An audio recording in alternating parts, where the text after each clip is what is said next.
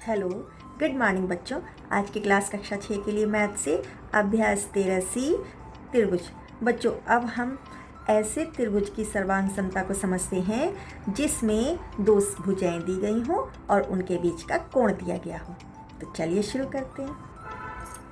अब बच्चों, यदि दो त्रिभुजों की दो संगत भुजाएं और उनके बीच का कोण समान हो तो दोनों त्रिभुज सर्वांग सम होते हैं। इसे भुजा कोण भुजा सर्वांग समता कहते हैं।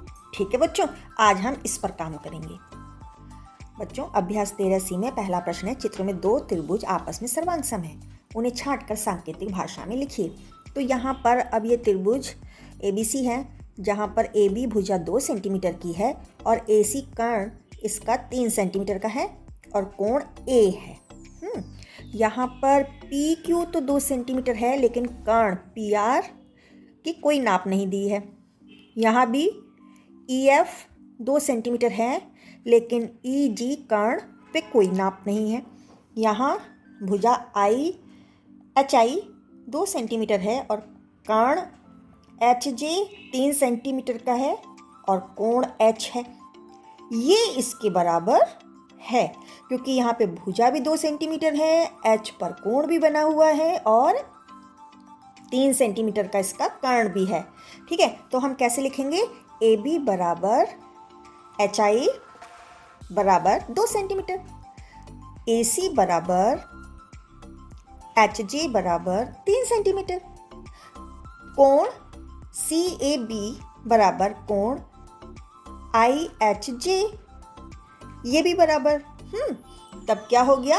त्रिभुज ABC और त्रिभुज HIJ ये हमारा सर्वांग सम है। अब यहाँ पर देखो, भुजा PQ 2 सेंटीमीटर है और इसके साथ वाली भुजा QR ये 3 सेंटीमीटर है और कोण जो है वो P पॉइंट पर बना हुआ है। यहाँ भी देखो, EF भुजा 2 सेंटीमीटर है, साथ वाली भुजा FG भी 3 सेंटीमीटर है और कोण भी E पॉइंट पर बना हुआ है। यहाँ भी देखो, KL 2 सेंटीमीटर है और LM 3 सेंटीमीटर है और कोण भी K पर बना हुआ है। अर्थात ये तीनों त्रिभुज एक जैसे हैं, सर्वांग सम हैं। तब हम कैसे लिखेंगे? PQ बराबर EF बराबर KL बराबर, ये किसके हैं? 2 सेंटीमीटर के। अब QR बराबर FG बराबर LM बराबर, ये किसके हैं? 3 सेंटीमीटर के।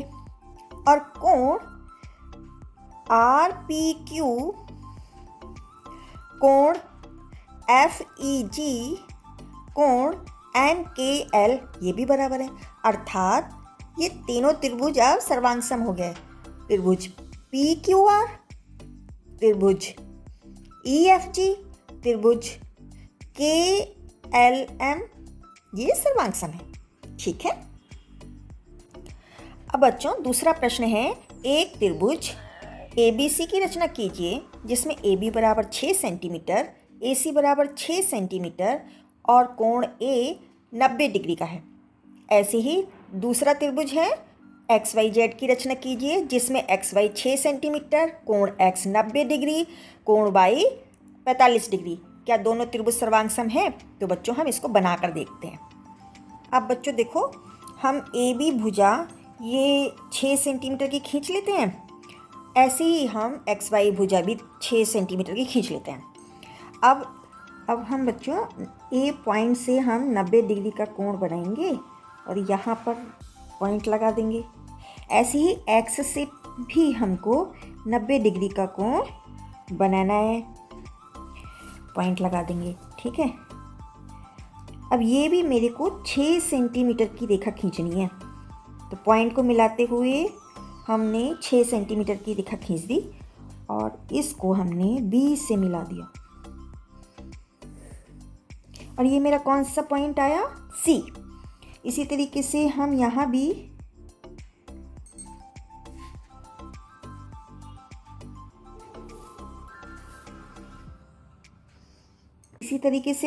भी लंबी सी एक रेखा खींच देते हैं। ठीक है।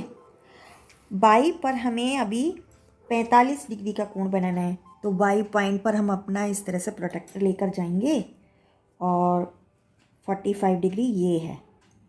यहाँ से लेते हुए हम पॉइंट को मिलाते हुए, इस वाले पॉइंट को मिलाते हुए एक लंबी सी रेखा खींच देंगे। अब मुझे ये जेड पॉइंट मिल गया।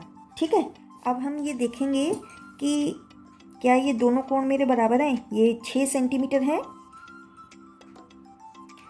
और ये भी 6 सेंटीमीटर है। ये 6 सेंटीमीटर है और ये भी मेरा 6 सेंटीमीटर है। अब कोण ए, ठीक है, बी ए सी, ये कोण ए मेरा 90 डिग्री का है। बाई एक्स जेड, ये कोण ये भी मेरा 90 डिग्री का है। ये मेरा 45 डिग्री का था, तो अब मैं इसको देख लेती हूँ, क्या ये मेरा 45 डिग्री है? बिल्कुल सही, ये भी मेरा 45 डिग्री है। अर्थात जब भुजा ए बी बराबर एक्स वाई बराबर 6 सेंटीमीटर, ए सी बराबर एक्स जेड बराबर 6 सेंटीमीटर, कोण ए 90 डिग्री, कोण बाई एक्स जेड बराबर 90 डिग्री, तो ये त्रिभुज ए बी सी सर्वांगसम हो गया त्रिभुज एक्स वाई जेड की। ठीक है बच्चों। अब बच्चों तीसरा प्रश्न है, पार्श्वांकित चित्र में ए बी बराबर ए सी। ये ए बी भुजा ये ए सी के बराबर है और कोण डी ए बी यानी ये वाला कोण, ये बराबर है कोण सी ए डी, इस वाले कोण के बराबर है। तो क्या त्रिभुज ए बी डी और त्रिभुज ए डी सी सर्वांगसम है? यदि हैं तो क्यों?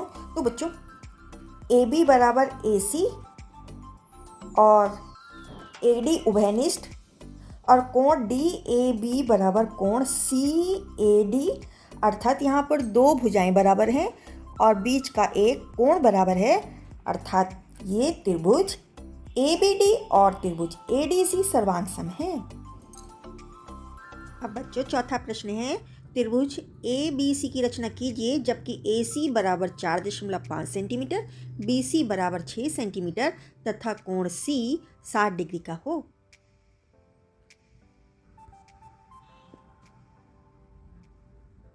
अब बच्चों हम रेखा खींचते हैं ए सी 4.5 सेंटीमीटर की और उसके एंड पॉइंट ए और सी लिख देते हैं। अब सी पर हमें कोण बनाना है 60 डिग्री का, तो हमने प्रोट्रैक्टर लिया और 60 डिग्री का कोण बना लिया और एक लंबी सी रेखा खींच दी। अब 6 सेंटीमीटर हमें करना है, तो हम स्केल से नाप के 6 सेंटीमीटर काट लेंगे और प्रकार से भी 6 सेंटीमीटर की नाप भर के हम पहली लाइन को काटेंगे। वो हमें पॉइंट अब बी मिल गया, ए और बी को हम मिला देंगे। इस तरीके से हम त्रिभुज ए बी सी की रचना कर चुके हैं। ठीक है बच्चों, आया समझ में? यहाँ पर बच्चों आपकी ये अभ्यास कंप्लीट होती है। कोई भी कंफ्यूजन है तो ज़रूर कमेंट बॉक्स में लिखिए, मैं आंसर करूँगी। Best of luck.